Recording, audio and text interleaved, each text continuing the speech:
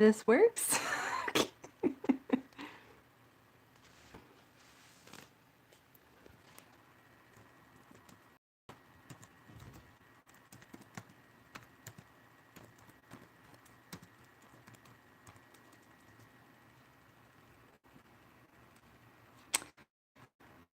So, if anyone can hear me, and please let me know what's up, that would be great.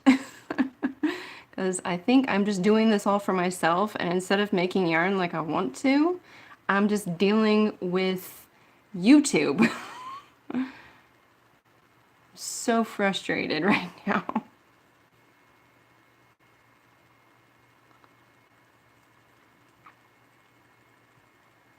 Okay.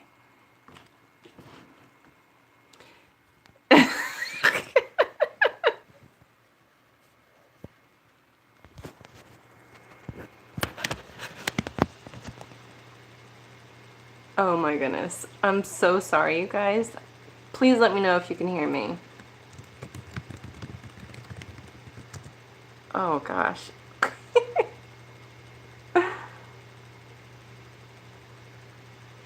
The camera is so fuzzy because I am using a Galaxy S6.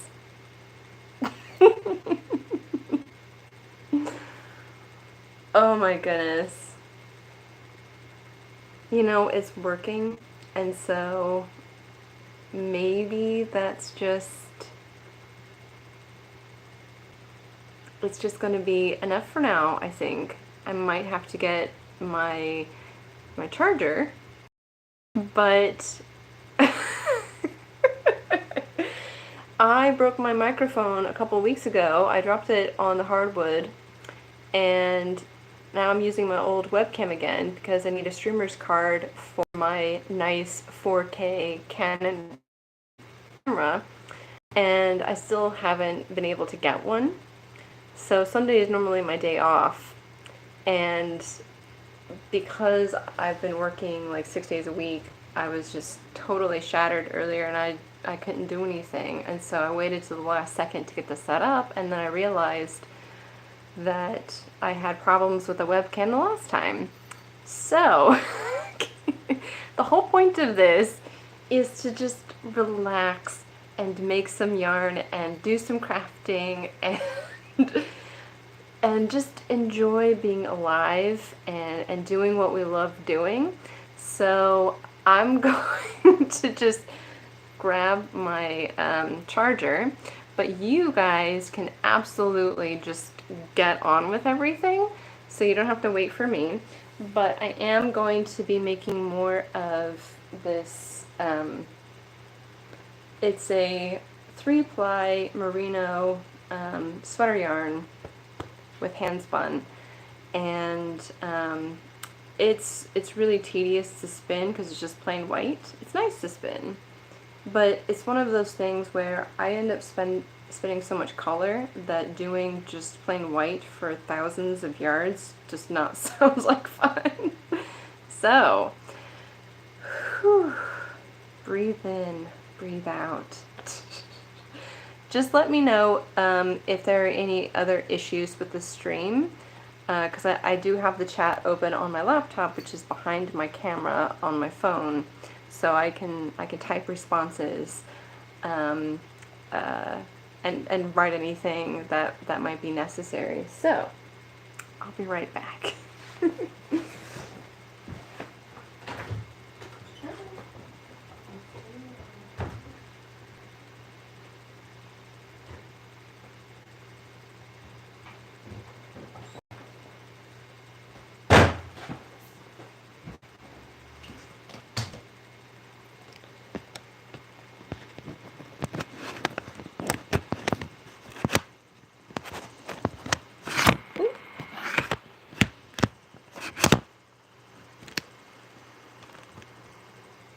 Oh, goodness. I say everything is fine, and then it isn't. So, live streams are supposed to be fun things because I know that some of you don't have access to a spinning or weaving guild to just basically do this task together, and in the past people would have done this in groups because it was one of those persistent tasks. So sometimes just being able to set aside time for yourself and do things that you've been meaning to do, but the world keeps kind of asking you to do this or that. It's just time for you to relax and kind of indulge, really. So I've chosen not to have any alcohol while on stream, but that doesn't mean you can't. I just like to keep my streams as PG rated as I can.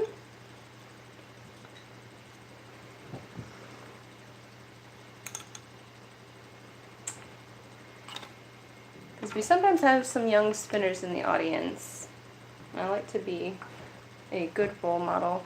So there's actually quite a few of you. I'm excited to see so many people. I did this sort of as a last minute thing where I needed to just do my New Year's resolution with ExpertlyDyed and just post a live stream about once a month. Whenever you are starting a new bobbin, especially, or if you've not used your wheel for a day, it's really important to just oil up your tools. So this is like the least flattering angle. I'm sorry if any of you showed up hoping for my normal curated angle. So feel free to also post in the chat what you guys are working on. Well, Layla, she's the cat that gets in everything. She was wailing at the door when I was trying to figure out how to get the stream going. And she might end up coming back in here because she's really, really loud. So Cheryl, are you knitting with your lace yarn? Is that what you're doing? Oh, Evie's here. Hi there. Lori, Crystal. I see a few new names. If I haven't, if this is your first time to a live stream, feel free to introduce yourself, because I like to know, you know, if you've got a different name that you follow me on Instagram or Twitter or something like that. I just like being able to make connections between the names I'm seeing on different platforms. Building connections like that.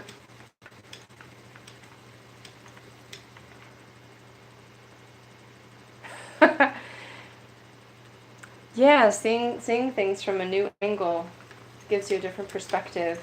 In fact, I was at an archaeology conference a couple years ago where they did some videography stuff from different angles than you normally see during archaeological investigations. And it was really thought-provoking, and they brought up a very similar point. And as one who has seen quite a lot of archaeology in general, from both being on site and working for this archaeologist, it was something I hadn't really seen before. It seemed very poetic and artistic.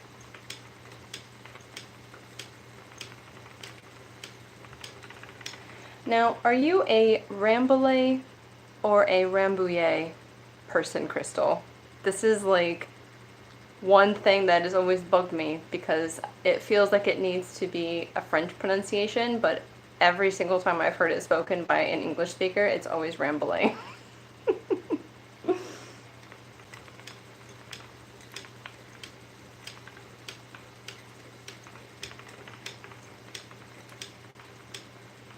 Okay. So we got Spinners and Studio, operated by Joy Nitnick. Oh yeah. What are you spinning? You just got a nano. Is that an e-spinner, Harley?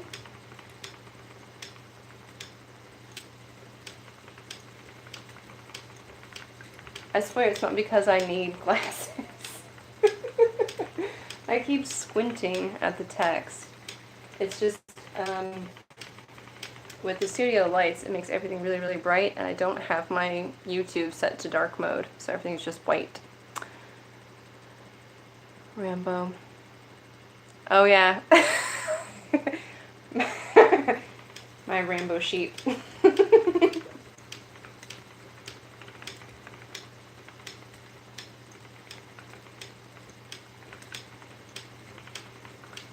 You know, I kind of wonder, if I wasn't operating ExpertlyDyed, would I be on any social media platforms? Because I've kind of just done it since it's really good for business if you can do all that marketing yourself when you're first starting out. And when I first started on Etsy, I just promoted on all the platforms I could. So I got a Twitter, which I didn't like Twitter at the time, and it was just a new thing. But I was like, well, it's a business decision. And the same thing when Instagram came out. Because I have sort of a love-hate relationship with social media. But I probably would have a YouTube channel, or not a YouTube channel, I would have a YouTube account, at least, because I watch it all the time, and even back in 2006 when it first came out. So how much are you trying to spin for your sweaters? Because I'm trying to get at least 1,300 yards of the 3-ply, which should probably turn out to be at least 3 skeins. And honestly, so I've got this one down here so that I can keep checking back. Always important to double check your grist, make sure all your fiber prep is the same, and then just comparing the twist angle and the diameter so that you don't end up spinning 3 bobbins of yarn you can't use.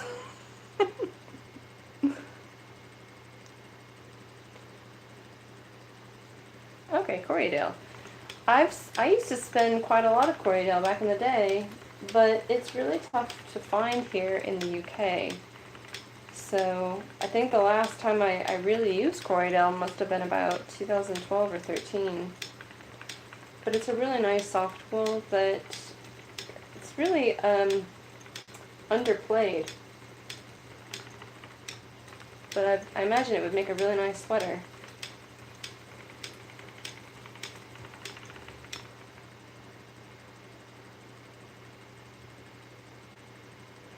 Oh, so you think your nano is better than your EEW? Okay. It's better than your wheel. I've actually never used an e-spinner, but there was an issue of ply that came out, I can't remember when, talking about e-spinners, and they have improved quite dramatically since they were first introduced to the hand spinning world. It does look so easy, and you know, in terms of portability, it would make a lot of sense if you like to spin out in public, because you can just plop it down on a table and go. As much as I love this wheel, it does not transport very well.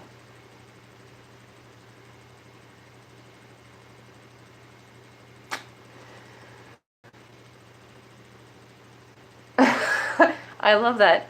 So Crystal says her sweater was a wing and a prayer, and it turned out with character.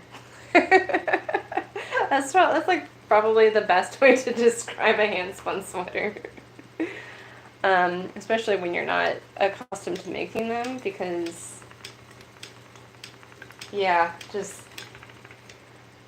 I think it was actually you who said did you say you use like a really bulky single? Because I think you said the idea and I was like, oh, I should probably do that next because I got loads of wool over here that has character. And I don't like this whole spinning a lot of yardage stuff.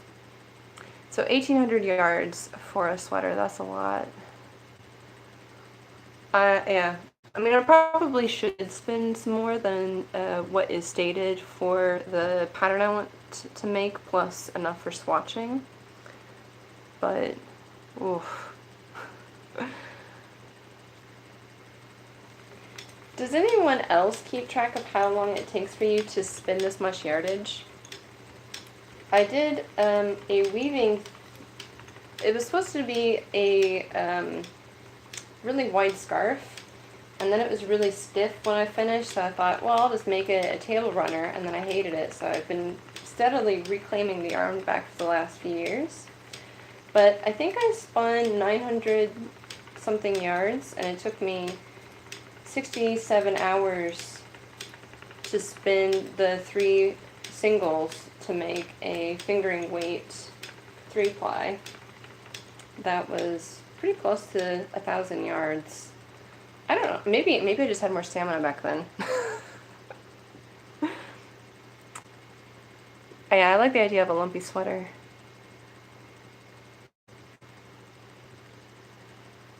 Yeah, actually, I saw that episode that Evie did where she sort of takes a little bit of her fluff from different spins throughout the year and then makes a carded bat with it. It's such a good idea.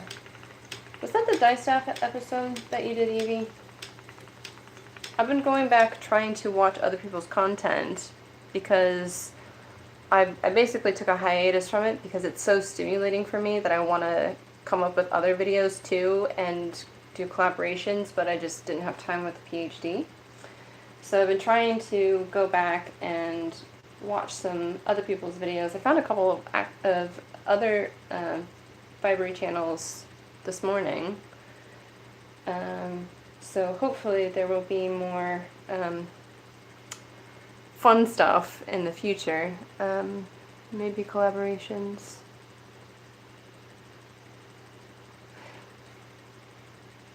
Yeah, I like to, if I'm going to do like a supported spindle single, I also like to ply it on my wheel if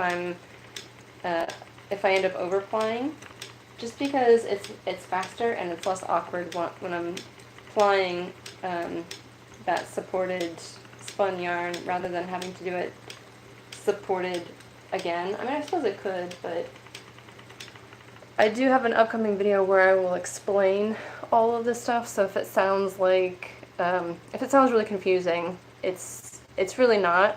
It just helps to see it if you don't know supported spindling so much. Yeah, January 7th, yeah, that probably makes sense. Gosh, it's been about, 3 weeks ago. She piped up. Okay, yeah, that one.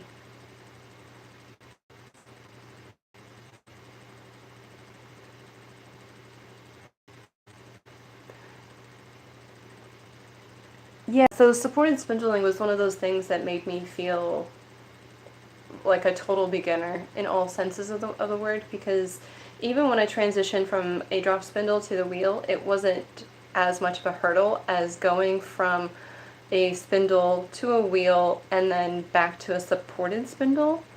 And I think it's because I hadn't practiced any long draw whatsoever, and it was very, very problematic trying to coordinate my hands in very different ways. So I get the whole feeling of being all thumbs.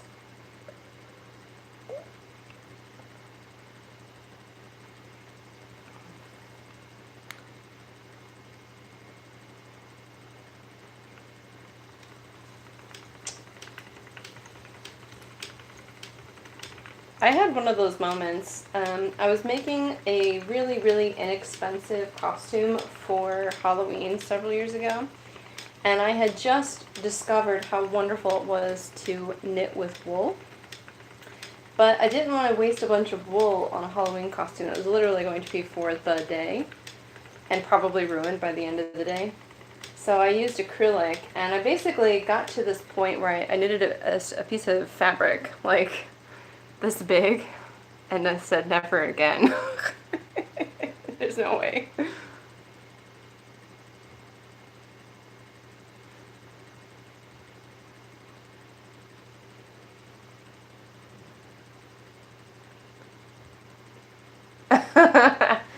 Yeah, I would totally love to have um, a big wheel for making art yarns. I don't know if you watch Esther Rogers' work. She posts a lot on her Instagram, but it's just everything that she makes is so pretty and amazing, and I love it. But it's really hard to do that with this wheel, and I don't have the right attachment so that I can get bigger skeins. And the orifice I'm also restricted by too.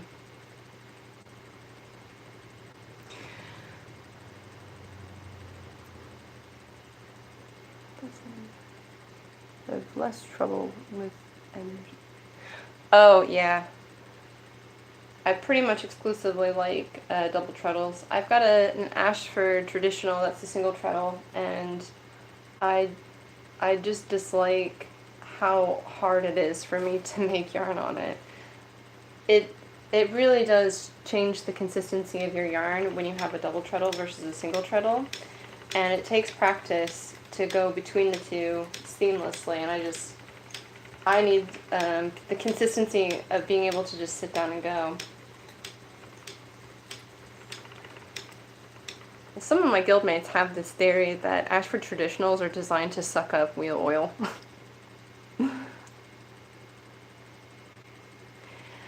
Oh, Evie, do you have Oseberg style tablets? Because actually the ones that I was using for my warp band back when I was doing the weaving of the ends of my warp weighted loom fabric, those are the Oseberg tablets.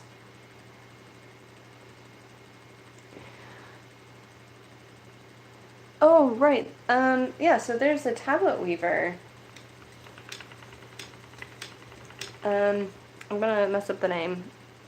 Eloise? Eloise? Eloise? Eloise? I guess it's Eloise. That sounds about right. I've never tried pronouncing it out loud. But yeah, I actually watched her videos. I think that's who it is. Does she do reenactment? Because it sounds familiar.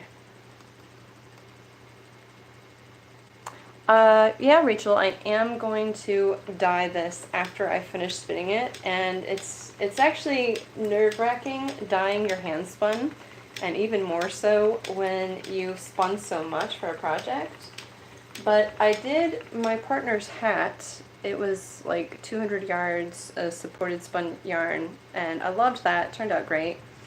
And I've also got some hand spun Manx that I'm going to dye before I do this one, so that I can kind of calm my fears about the whole process. But you know, at the end of the day, it's just yarn, and I might be surprised if the dye goes horribly. I could always weave it. I could always turn it into socks. Like, they would be super cushy, luxurious socks. But I need to be less afraid of doing certain things, because it'll just sit there white in my stash, and then I'll hate it because I don't want a white sweater. I want a colorful sweater. And so it won't do me any good to do all this effort and then not make anything from it.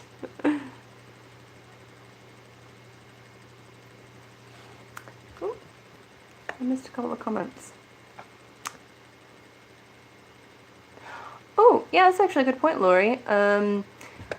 I found that spinning my Cormo, it's actually a Cormo Rembouillet crossbreed.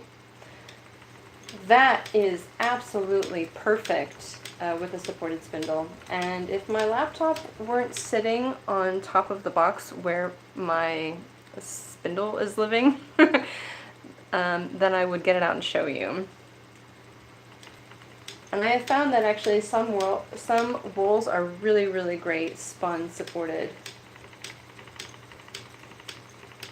So I'm not at all surprised that you found that was easier to work with. Okay, I was thinking of the right person.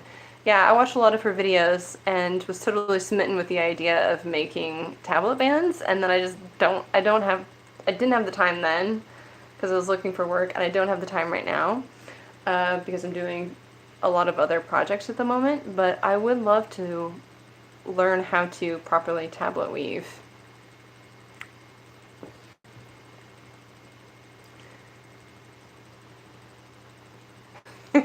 I hope my hand-dyed one will be beautiful. Another trick, you don't even have to be a professional dyer for this. You can use food dye. But a trick that I've done in the past is if you dye a color that you really, really love and you don't know necessarily how it's going to turn out, you can do it in stages. So let's say you want to make a nice coppery color. All you have to do is dye your wool orange, and then you do successive layers of brown, which is a combination of all the primary dyes. And then if it's not quite the shade of copper you want, then you just dye it again. And eventually you will arrive at the color that's absolutely perfect for whatever you need. So I might end up doing a two-staged dye bat so that I dye it most of the colors that I want, and then if it's too much for me, I can always over dye it a little bit to tone things down and unify the color. But if you use food dye with vinegar as your method of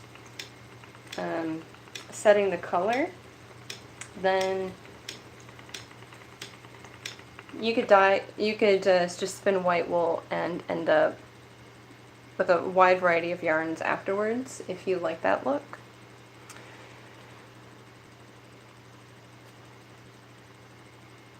Yeah, you can always over dye black, and actually it makes the black look even nicer when you over dye something like that. So I don't actually have any black sweaters. I have so many red and pink sweaters. I ended up putting on something that wasn't red or purple because I've been wearing so much of it.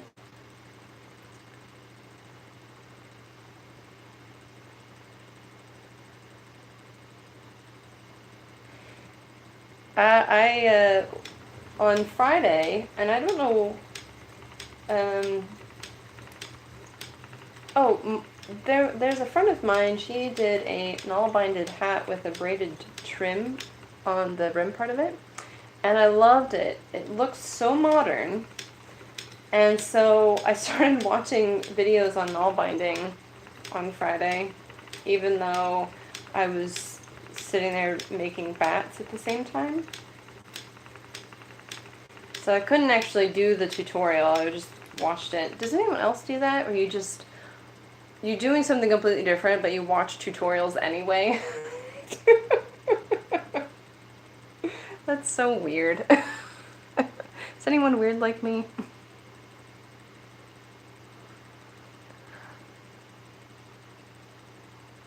I also really like the idea of doing sweaters from random hand spun. The problem is getting it to look nice. So I'm going to reference the weaving that Esther Rogers over at Jazz Turtle Creations, what she's done. Like, she's done little cardigans, she's done sort of sweaters with kind of a blocky fit, and they always look so amazing. And yet she's using her wild hand spun for everything. So there's got to be a way to combine all of those little bits of hand spun that we've ended up accumulating and turning it into a sweater that looks nice. I'm sure I'm not alone.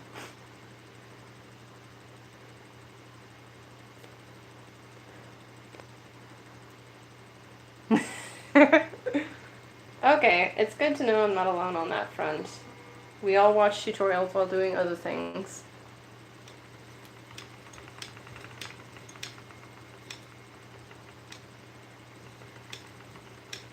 Yeah, I watched a lot of mead making videos actually when I was making my Castle Milk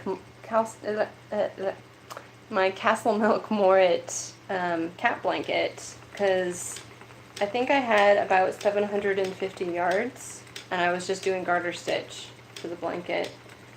And I've been wanting to make mead since literally 2011. And I'm finally actually going to get on with it. And I was sort of propelled forward because my partner bought me a bucket for Christmas for making mead. So but yeah, just watching people make stuff, it's so calming.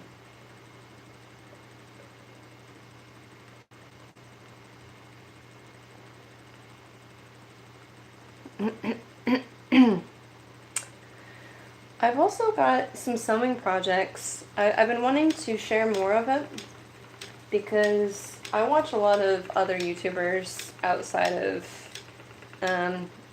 like, you know, hand spinners and whatnot. So I watch like Bernadette Banner with her corsetry, and Morgan Donner and Abby Cox. And I've got a neighbor, she's also a fellow PhD, she's an enthusiast as well. And I went over to help her do some work on changing a pair of jeans into overalls. Or here in the UK they call them dungarees, which I think is kind of funny.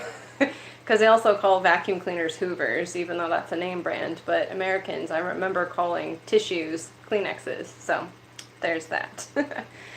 But we were talking about corsets ages ago, and so I brought my sample over to ask her some questions about how to get those perfect back stitches that they do.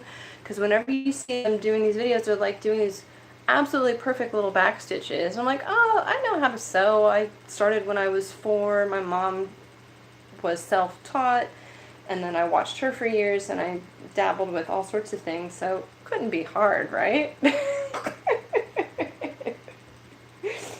Of course I should know. They make it all look so easy.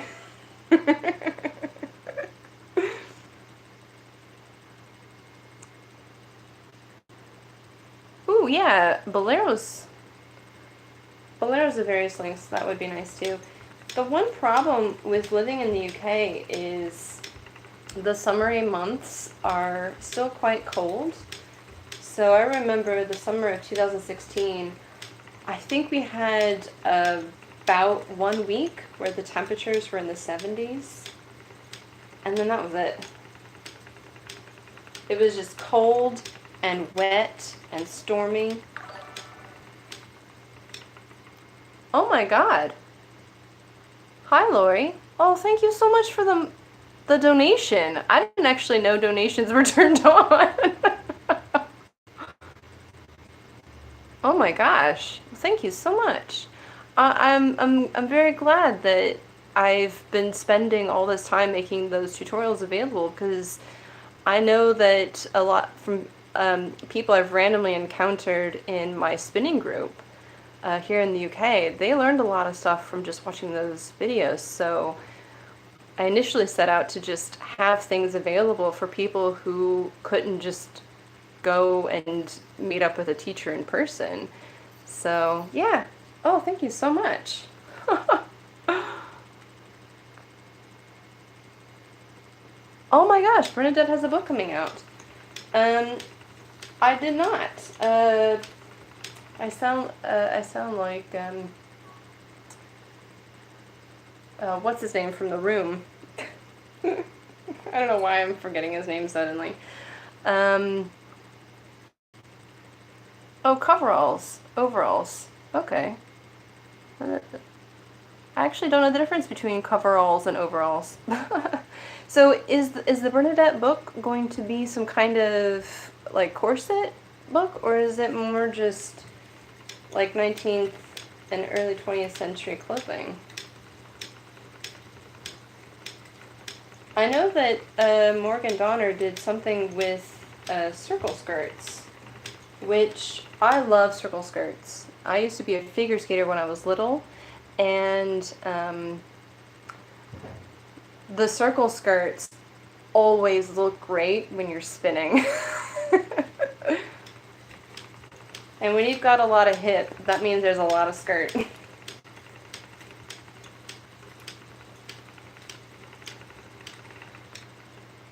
I'm making progress. I don't know if you can see that super well. I don't want to move the camera, but yeah, I hope you guys are making progress too. Oh yeah, Harley has asked if there is anyone on Instagram to follow. So please give some suggestions to Harley, people that you like to follow on Instagram. I'm assuming you're looking for fellow spinners. But I love watching Esther Rogers from Jazz Turtle. Her creations are absolutely amazing.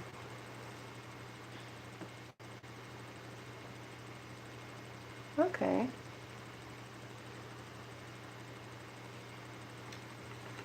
Oklahoma is running hot and cold. I wonder if that's just because it's landlocked horribly, just like this. I'm from Illinois. My mom, she'll sometimes send me photos from like the dead of winter, and it's like 50-something degrees, and then 2 weeks later she sends me another one, and they've had like a flash blizzard. Okay, so coveralls have sleeves and overalls don't. I am learning so much. Yeah, so because I have two, I have my ExpertlyDyed channel that I watch videos on, and then I also have my private one that I watch other videos on. My partner and I share that one. So we have this interesting combination of suggested videos to watch. And so I get a lot of notifications now about other crafting YouTubers. And I literally haven't had time to watch many videos this week, and I think it just came out, probably on Friday.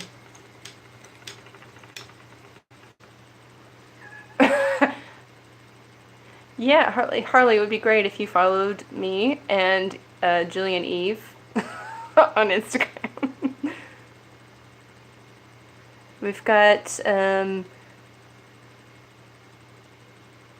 oh, just trying to help with anyone who might be listening. There are other people to follow on Instagram. There's Bernadette, Morgan Donner, Amy Gurumi. Oh, actually, I know that name from ages ago. Oh no. So, my cat Layla, she is such a character. I don't know if anyone else has a tortoiseshell cat. She's a blend of a tabby and a tortoiseshell. And so she has this attitude. So I shut the door so she couldn't come in here and just make a bunch of noise and get into everything. And then she whined at the door for about 30 seconds and then ripped her collar off just now. And now you guys know why I keep her locked away when I do my videos, because I would never be able to get through them. Yeah, so I remember she must, okay, so Amy Gurumi, I hope I'm saying that right. So she used to make crocheted stuff, I want to say back in those mid-2000s, or like maybe mid-late 2000s, because I vaguely remember wanting to learn crochet so that I could make them, because they were so cute. I love teddy bears and all kinds of stuffed animals, and I thought how wonderful it would be to use really nice yarn to make cute, soft, squishy teddy bears and things.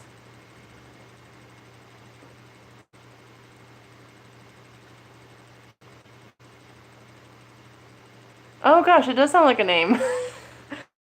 I thought it was a name. So that is a style of making crocheted stuffed toys.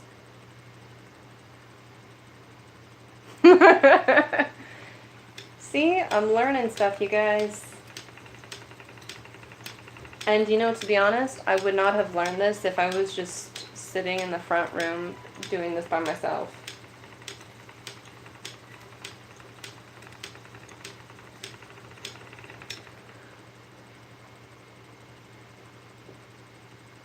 Yeah, there might be someone using it as a name. Hmm? You want to come here? Yeah. You want to say hi to everybody?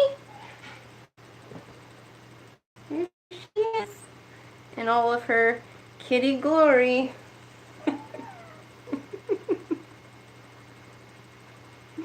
Say hi. Put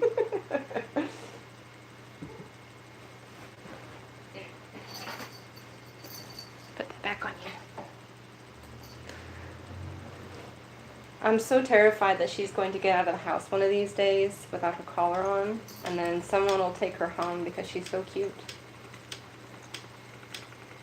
Then they'll find out how rotten she is, and they'll leave her outside our door. Jillian's actually got a really fun cat too. Your cat's old. It's I think it's gray, isn't it? Yep, there she goes. Stop chewing on things. Oh, oh. Are you gonna rip it off again? Oh. So for Christmas 2 years ago, a friend of mine gave me a book on felting stuff with cat hair.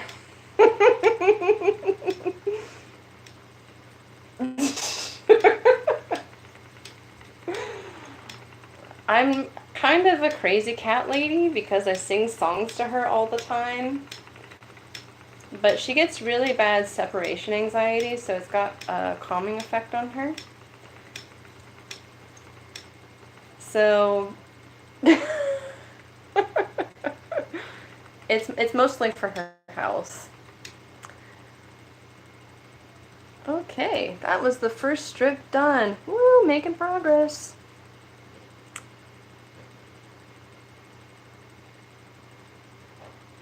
Yeah, I've got tags on mine, and they're microchipped to me, and all of their data is recorded in like an official database. I'm just worried that, you know, someone's just gonna take her, and I would be totally bereft. I don't know what I would do. When I took her to a vet earlier this week, we found out that she is confirmed as having asthma. And I told my partner about this, and he got really upset, so he went out and bought an air purifier and vacuumed the whole house. If only I could have gotten him to do that before this.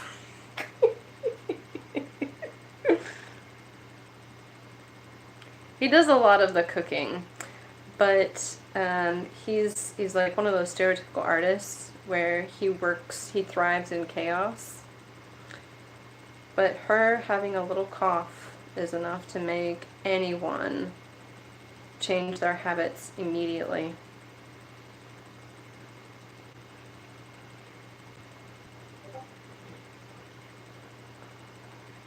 Do you find, Maureen, do you find that singing to your cat elicits like a positive response? Because sometimes, like when I first was doing it, I was worried that she thought I was sick or ailing or something.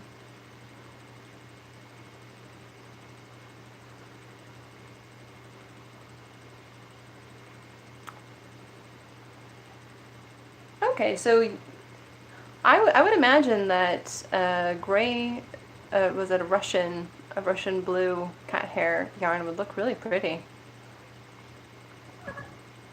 Yep. Yeah. You gotta be quiet.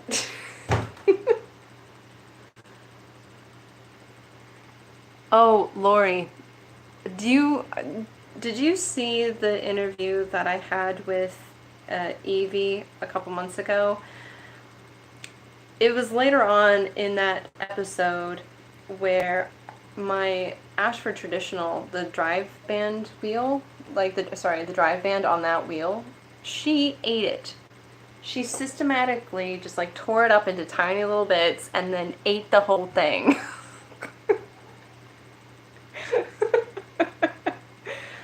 I tore the house apart looking for it because I was convinced that she must have dragged it somewhere, but after looking literally everywhere that she could have dragged it to, and even in those days afterwards, I couldn't find it anywhere, so she had to have eaten it. I'm just like, what? It's crazy. So if anyone's been watching me do these joins, I'm doing the advanced joins. So if you need a refresher, that is a highly recommended video, because ever since I started doing it this way, not only do my yarns look and feel better when I'm plying, but if you are going to be weaving with your hand spun, it helps keep them from getting roughed up while you're beating the fabric. Yes, he is such a good cat dad. And our other cat, Vera, she's sort of more stereotypical cat, whereas she's more like a dog. She chases down like little Christmas baubles down the hallway, and sometimes she will play fetch with them. But Vera, our other cat, she was a former teen mom. All of her babies got adopted, and no one wanted her, which is always heartbreaking. And she's a tuxedo cat, which means she doesn't really look all that exciting. So sometimes people only want a cosmetically attractive cat. But he put his hand in her cage, and he had just gotten done saying, well, maybe we'll look, but I really don't want to come home with a cat. And literally, in that instant, he's like, this one's the cat.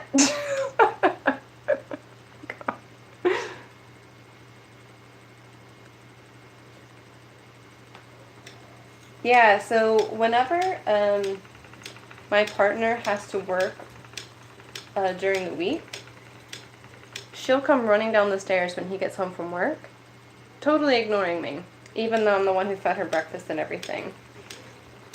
Whenever he gets a day off or has an afternoon shift during the week, she will crawl up into his lap and like put her paws on him and just do this like smolder look at him. I'm not jealous at all.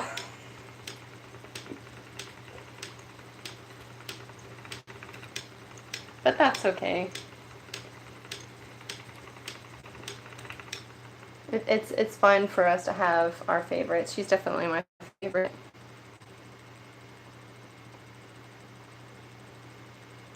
So, cat hair wasn't a soft yarn. I wonder... Yeah, because I know people have spun chinchilla hair before. And when this was ages ago, I adopted a mini Rex bunny because the previous owners were using him unofficially as a stud.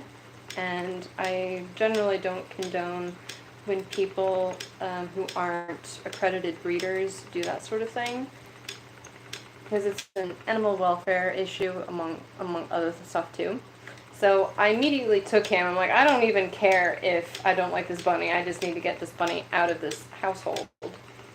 But he had such soft hair, and I saved some of it, and it spun up very nice.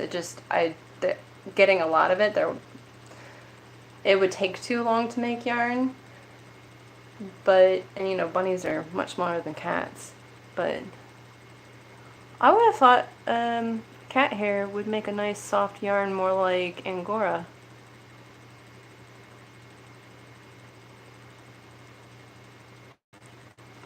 But everyone I've talked to who has owned a bird has enjoyed it.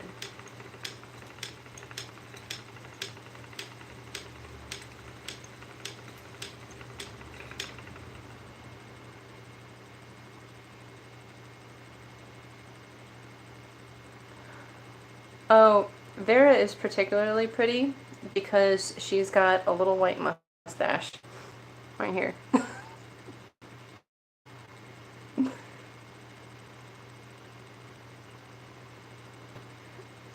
Yeah, and even though my partner and I are kind of similarly sized, he's a few inches taller than me, I almost never get both cats sitting on me at the same time. But on him, they're like, yeah, we'll make it work.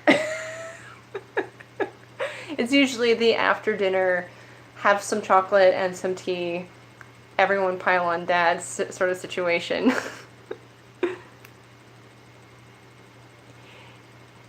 Yeah, Rachel, if you look on my tutorial list, I have, within the last couple, it should be on there, where I do advanced joins.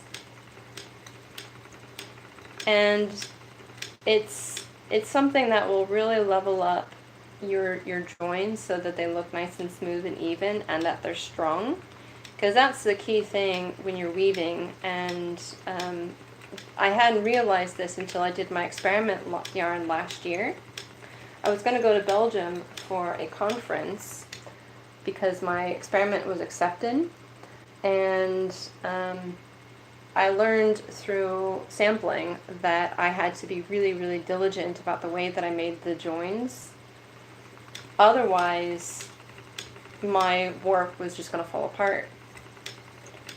Now, with a warp-weighted loom, that's really, really important, but Evie has also commented from a similar view with, I think you were using a floor loom, a treadle loom.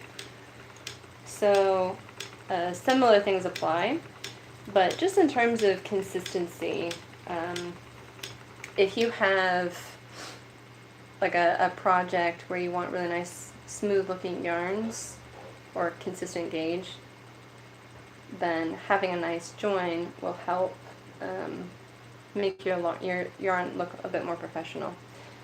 So I'm being really good about checking back here against my original skeins.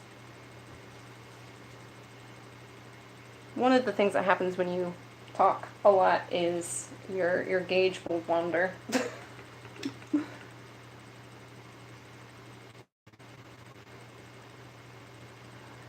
Oh yeah, they're my big babies. All she wanted to do was just come in here and be with us. Like licking her prized tums. Gotta be where you are.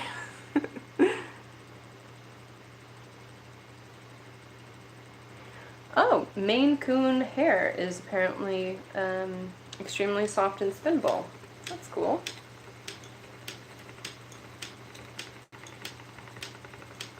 So if anyone is just joining and you haven't said, or if I haven't talked about it, what are your projects? What are you working on? What are you spinning?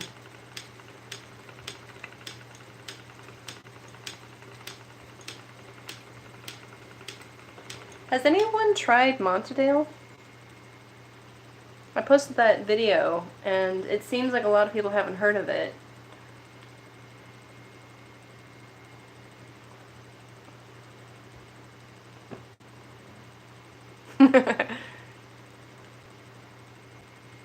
I did a skein of Blueface Leicester and Tussa Silk blend, and I don't know what happened because I was spinning at my natural gauge, and suddenly I wasn't, and so the first half of that skein was one gauge, and the second half was something different.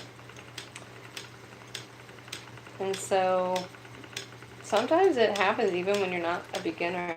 I don't know why. it felt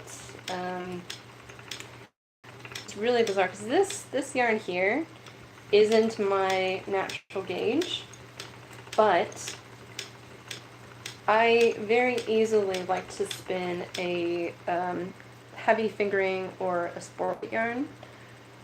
And so if I want to do a 2-ply or 3-ply, it's really easy for me to spin to it without thinking. And I think this is a bit thick. I can already tell it's a bit thick. If you find out that your gauge is a little bit thick, you can always go back and undo some of it. So I think here.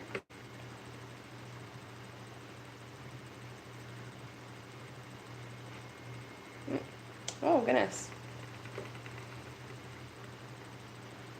You can always go back and undo some of that you've just spun and put on your bobbin like I'm doing right now. So I'm checking the gauge. Okay, this is a fine gauge.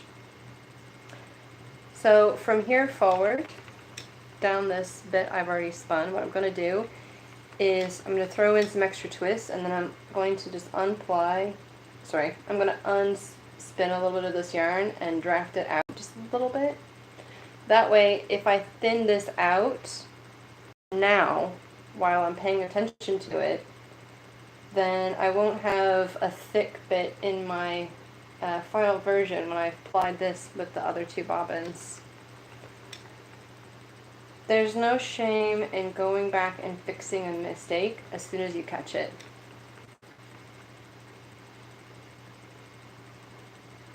Ooh.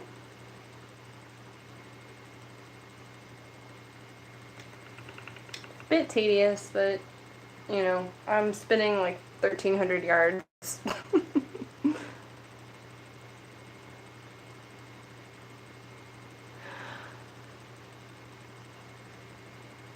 Is Rami short for Rommeldale, or is that short for no, not Rambledale? Rami? Is it Rami? Short for Rommeldale? Just let me know. I'm wondering.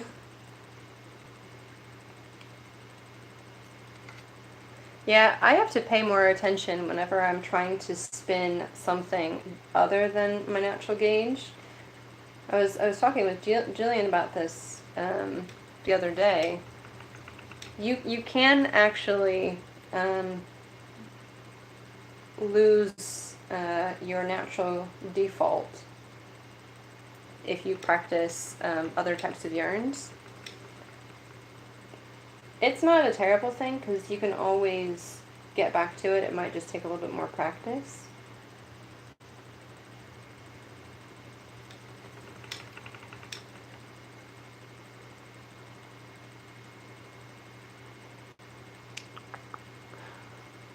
All the little floops from the last few years on a dye staff.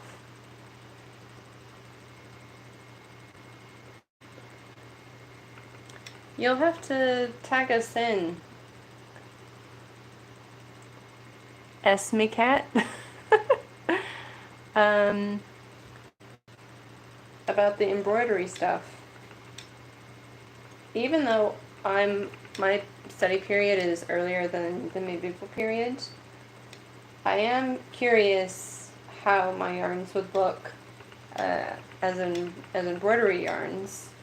But I don't know anything really about what embroidery yarns need to be like. So it'd be nice to see some of your examples.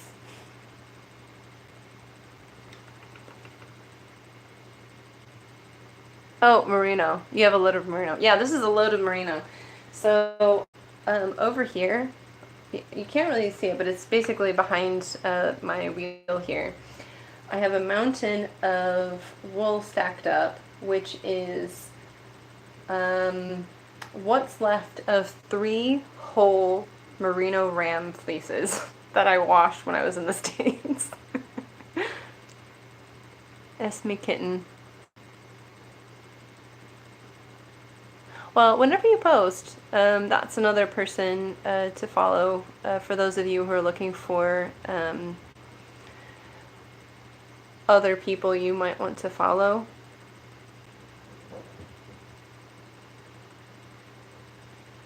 Okay. Handkerchiefs.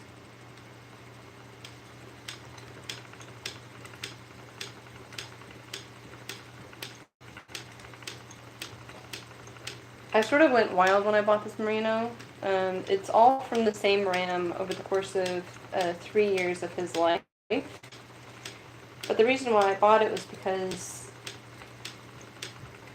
this was a blue ribbon fleece 3 years running. And my spinning has sort of leveled up to the point where I felt more confident in using it. But then in hindsight, I ended up probably buying a lot because each fleece weighed over 6 pounds.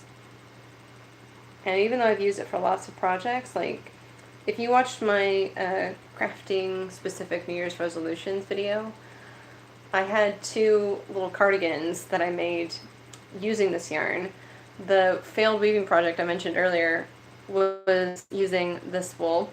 I'm making all of this yarn out of this wool. I had another lace knitted shawl out of that. And I think I had a couple of other little odds and ends that I used this merino fleece for. And then I dyed a whole bunch of it. And I've given some of it away, and I still have about 2 full fleeces.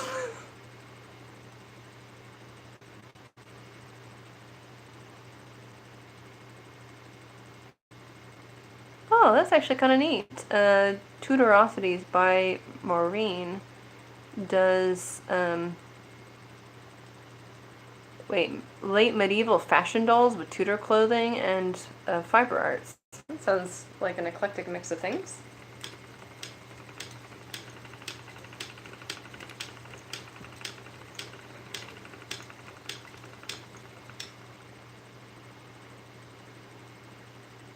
There's so much more textile history in those later periods. I get really jealous whenever people are like, oh, I'm fashioning something based on this extant garment, or my research project is on this collection that someone created in like the 18th century, and it's like, gosh, that'd be so cool to be able to do.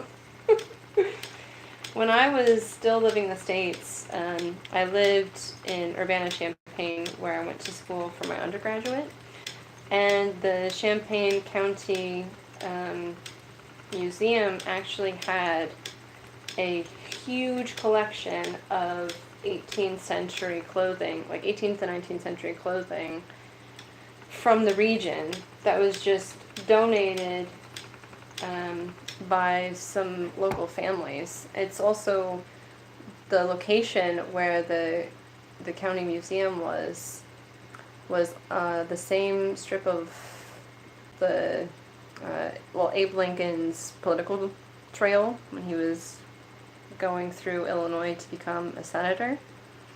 Ages ago, I know. But just going there and looking at all of that old clothing was so nice, so cool.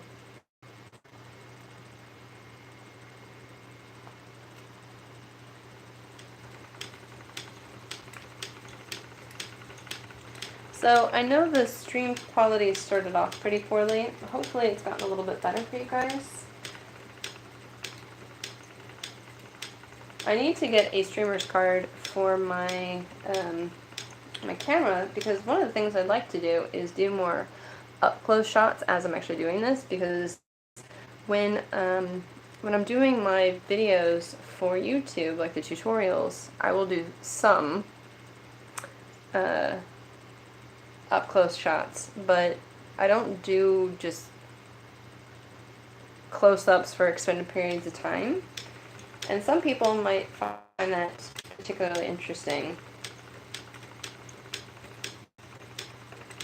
because there's a lot that happens where my hands are that you can't really see from a distance. Yeah, so Shambana. It's basically where 2 little cities combine into one. I lived in Champaign-Urbana for about 8 years. And it was actually very difficult for me to leave because I enjoyed living there so much. Particularly in Urbana, because they did a lot more with things like stuff. There was also a coffee roaster nearby. There are a bunch of small businesses that had been open there for, well, since like the 70s. It has, well, when I was there, they had something like 24 or 25 million volumes of books in in all the collective libraries, which I think made it the 5th largest library in the nation. So if you like books and the smell of books, you could totally go there and geek out.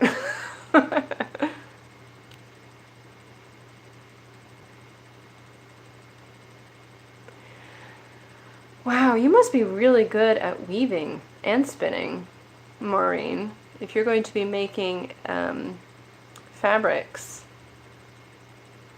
that are going to be converted into working class waistcoats. That actually sounds really, really cool.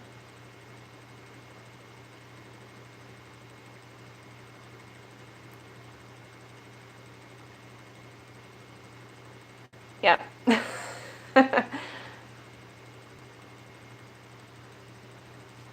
Okay. Oh, you played in the orchestra? Geez, Evie, you're so talented. What instrument did you play?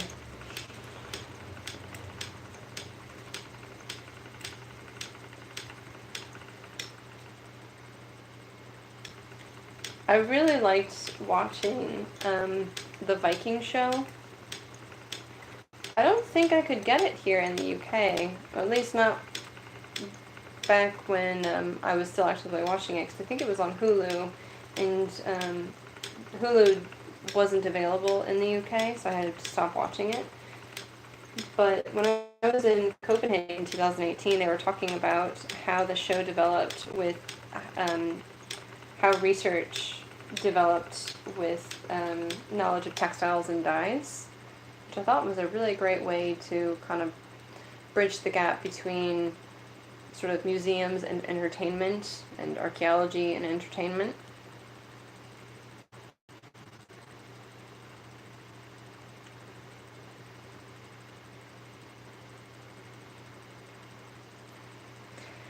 I have this idea to wear Anglo-Saxon clothing just because they look really comfortable.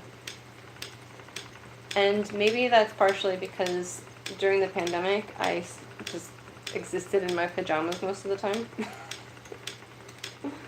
I mean, why put on pants if you're not going to go outside?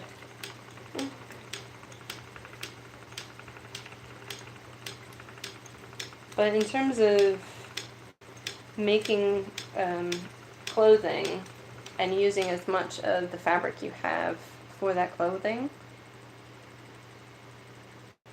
it would be worth the effort to weave it and then make something from it. There are people out there who will do all that stuff and cut to modern patterns which don't necessarily save fabric, and I'm always like, oh.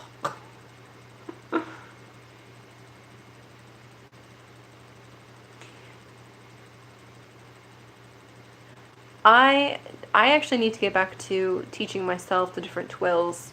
I did a little sample, and I actually don't remember what I did with it. I might have stacked it in one of these totes over here.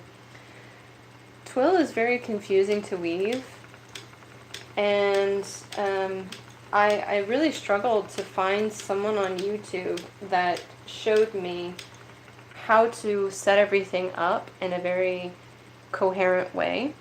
Because what sometimes will happen is they'll show you with paper, like on paper and drawing with pens, but that doesn't help me translate that into my rigid heddle. And if I have just one rigid heddle and I need to make sort of like pickup sticks, or if I needed to make string heddles, then I can't wrap my head around all of that stuff. So if anyone knows someone out there who has done a rigid heddle video with twills and using just the base kit, then let me know. I would be glad to know.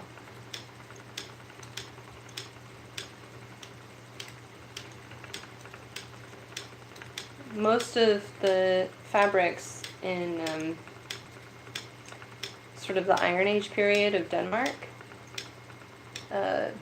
Lisa Bender Jorgensen has called it sort of like the twill horizon. So you basically get lots and lots of twills being produced in the past, in comparison to a lot of plain weaves. And so it's not a stretch of the imagination to presume that something similar might have been happening in Britain during that early period. So it would be helpful for me to expand my experiments to include twills and not just plain weaves. If I can figure it out with my rigid heddle, then it will help me translate that to the loom. Because it doesn't make sense to me either loom type, so you gotta start somewhere, and it'd be easier to sample with a smaller loom than trying to get out that big old thing.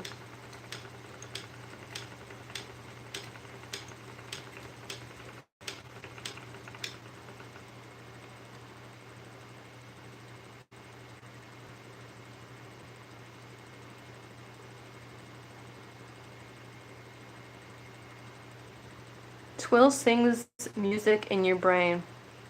Okay. That's courtesy of Evie.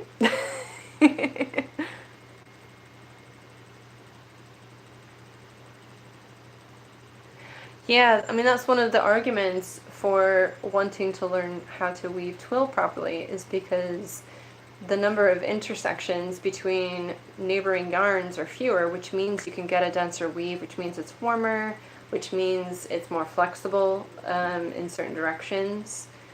And if you spin a yarn that allows the twist to kind of go into the twill, you actually get a denser, warmer fabric. So you can play with things like twist direction, otherwise known as spin weave pattern. And they have that from the Hallstatt textiles that people were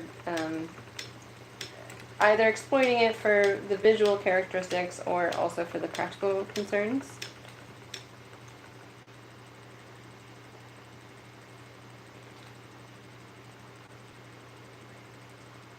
So yeah. Oh my gosh, we've been going for over an hour now. I didn't even pay. The last time I looked at the clock, it was just about 6. And I thought I'd go a little longer because of that kerfuffle at the beginning. It's just about dinner time for us here in the UK.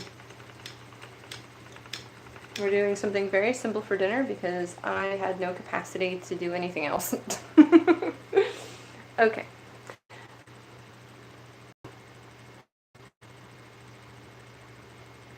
Yep, beans are twill weave. I remember learning that actually in 7th grade. I learned about various fabric types from taking a semester-long course on basic. It was like basic sewing, but you know, for kids.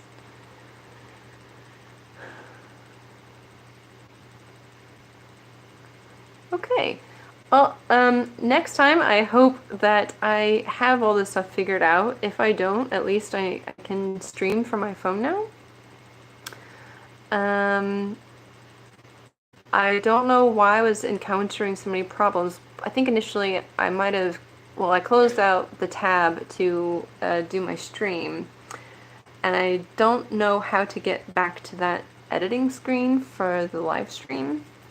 So I will figure that out, and yeah, hopefully I won't have software problems on top of that as well. Well, thank you so much for joining me in this. I did get some yarn started, which is good.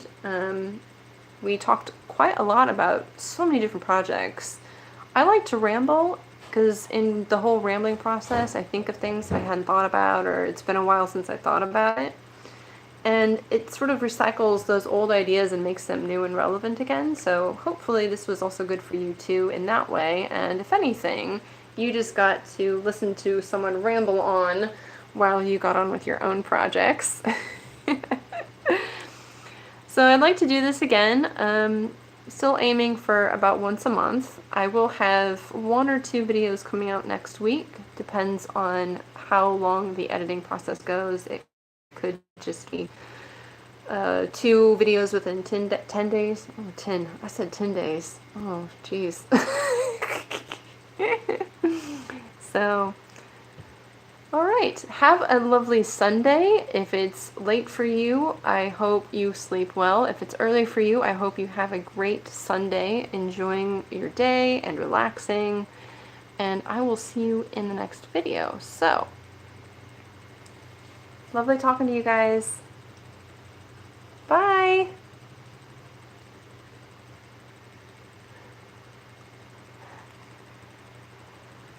See if I can figure out how to end this stream now. Bye everyone. Thank you so much for joining me.